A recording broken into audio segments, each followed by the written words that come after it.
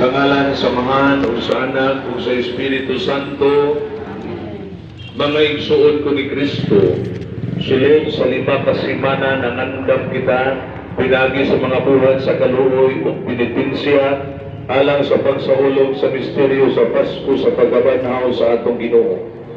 Karon nagkatigom kita aron pagsugod ning solemne nga pagsahulog tuyog sa tibok simbahan nga nagalukop sa kalibutan. Si Kristo misulod nga madaugon sa iyang kaugalingong syudad aron pagtigbawas sa iyang buhat sa pagkamanunubos nato. Kining buhata mao ang pagpasakit, pagpakamatay, ug pagkabanhaw. Hinumduman nato ang iyang buhat sa pagpanubos ug sunod nato siya sa buhing pagtuo kung magkahigusa kita kaniya diha sa iyang mga pag-anto sa krus. Makalaon kita nga makaambit sa iyang pagkabanhaw. Mag-ampo kita.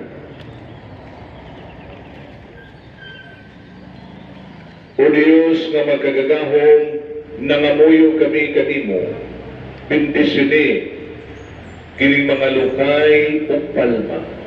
Himuang kini nga balaan, karong adlaw nagasangyaw kami nga malipayon kang Hesus nga among manunubos ug hari.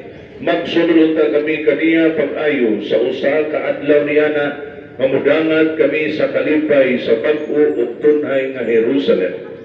Kini among gipangayo, pinaagi sa among Ginoo Kristo imong anak, mabuhi ug hari uban kanimo sa Espiritu Santo, Dios hangtod sa kahangturan. Amen.